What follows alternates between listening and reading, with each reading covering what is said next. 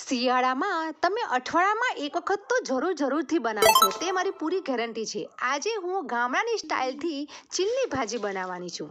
ચીલની ભાજીને મેં બાફવા મૂકી દીધી છે, ફક્ત 3 જ મિનિટમાં બફાઈ જશે. અને તેના સાથે લીલો આપણે મસાલો રેડી કરીશું. લીલા મરચાં અને આદું અને લસણ નાખીને કરી નાખ્યું છે. ચીલની ભાજી બફાઈ ગઈ છે, તેમાં કરકરો મકાઈનો લોટ નાખી દીધો છે અને દસ્તાની મદદથી હું તેને મિક્સ કરું છું. અને લીલો મસાલો પણ મેં નાખી દીધો છે.